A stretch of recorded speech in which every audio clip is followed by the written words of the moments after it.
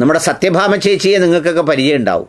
സത്യഭാമ ചേച്ചി നമ്മുടെ കലാഭവൻ മണിയുടെ അനുജനെ ജാതിയാധിക്ഷേപം നടത്തി എന്ന പേരിൽ ഒരു കാലത്ത് നമ്മളെല്ലാവരും വിമർശിച്ചിരുന്ന ആളാണ് സത്യഭാമ ചേച്ചി. അന്ന് സത്യഭാമ ചേച്ചിയെ മൗനം കൊണ്ടും സമ്മതം കൊണ്ടും സ്നേഹം കൊണ്ടും തലോടൽ കൊണ്ടും ഇതിനെയൊക്കെ ഉള്ളിൻ്റെ ഉള്ളിൽ ചേർത്ത് പിടിക്കുന്ന ചിലരൊക്കെ മൗനപൂർവ്വം പിന്തുണ നൽകിയിരുന്നു. ആ പിന്തുണ നൽകിയവരൊക്കെ ഇപ്പോൾ സത്യഭാമ ചേച്ചിയെ തിരിച്ചടിക്കാൻ തുടങ്ങി. എന്താണെന്ന് വെച്ചാൽ സത്യഭാമ ചേച്ചി വേറെ ചില കാര്യങ്ങൾ പറയാൻ തുടങ്ങി, സാമൂഹ്യ മാധ്യമത്തിൽ എഴുതാൻ തുടങ്ങി.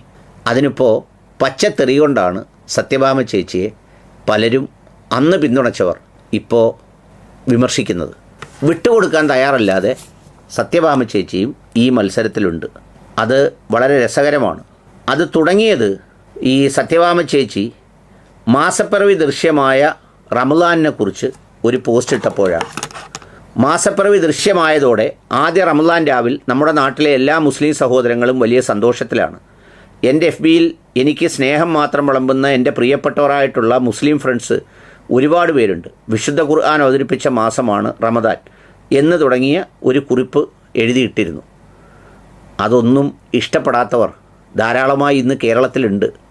കുറച്ചുപേർ മൗനമായി ഇരിക്കുന്നതേ ഉള്ളൂ. ഉടൻ തന്നെ ആ പേജിൽ ഒരു കമൻറ്റ്, നിന്നെ ഉണ്ടാക്കിയത് മുറിയൻ തന്നെയാണ്. ഇതാണ് കമൻറ്റ്. ഇതിന് സത്യഭാമ ചേച്ചി പോസ്റ്റിലൂടെ മറുപടി കൊടുത്തു. ഇന്നലെ എൻ്റെ FBയിൽ റംസാൻ ആശംസകൾ അർപ്പിച്ചുള്ള ഒരു പോസ്റ്റിൽ പ്രസന്ന രാജൻ എന്നു പേരുള്ള ഒരു കൃസംഗി മോൾ ഇട്ട കമൻ്റാണ് ഫോട്ടോയിൽ. എന്നെ ഉണ്ടാക്കിയത് ചുള്ളിപ്പറമ്പിൽ നാരായണൻ എന്നു പേരുള്ള കേരള പോലീസ് ഡിപ്പാർട്ട്മെൻറ്റിൽ SI ആയിട്ടുള്ള റിട്ടയർഡായ ഒരു വലിയ മനുഷ്യനാണ്. ചാണകവും ഗോമൂത്രവും 3 നേരം സേവിക്കുന്ന നിനക്കിത്രയും ബോധമേ കാണൂ. മനുഷ്യരെ സ്നേഹിക്കാനാണ് ഞാൻ പഠിച്ചിട്ടുള്ളത്. അതിൽ ജാതിയും മതവും ഞാൻ ചികഞ്ഞു നോക്കാറില്ല. കുറച്ച് ചാണകം നല്ല ചൂട് ഗോമൂത്രത്തിൽ കുഴച്ച് നിൻ്റെ അണ്ണാക്കിൽ കുത്തിക്കയറ്റി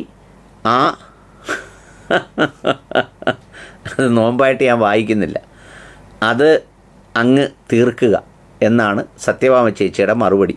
കൂടാതെ മോനെ, നീ ഒരിക്കലും ചാണകത്തിൽ വീഴാൻ പാടില്ലായിരുന്നു. നിന്നെ ഹൃദയത്തോട് ചേർത്ത് പിടിച്ച മറ്റു മതസ്ഥരെ നീ ചീറ്റ് ചെയ്യുകയായിരുന്നില്ലേ? നിൻ്റെ എല്ലാ ഉയർച്ചകളിലും ഈ ഒരു തിരഞ്ഞെടുപ്പ് അവസാനിക്കുന്നതോടെ തീരും. ജനങ്ങൾക്ക് നിന്നെ പഴയതുപോലെ ഇനി ഒരിക്കലും നോക്കിക്കാണാൻ കഴിയില്ല. ഇത് നമ്മുടെ പോസ്റ്റ് എവിടെയെങ്കിലും ഒരു ലാവണം തേടി കുഴഞ്ഞു വലഞ്ഞ നമ്മുടെ അഖിൽ മാരാരുടെ പോസ്റ്റിട്ട് ചേച്ചി ചാണകത്തിൽ വീണ അഖിൽ മാരാരെക്കുറിച്ച് എഴുതിയതാണ്. ഇതിനെതിരെ നമ്മുടെ ശശികല ചേച്ചി രംഗത്ത് വന്നു. ശശികല ചേച്ചി വളരെ വികാരപരമായി ഒരു കുറിപ്പിട്ടു. ശശികല ടീച്ചർ പറഞ്ഞിരിക്കുന്നത്, ശശികലേ സത്യാമേ, അമ്മയ്ക്ക് ശാപമോചനം കിട്ടാൻ ഈ ഒരൊറ്റ പ്രസ്താവന മതിയാകുമല്ലേ?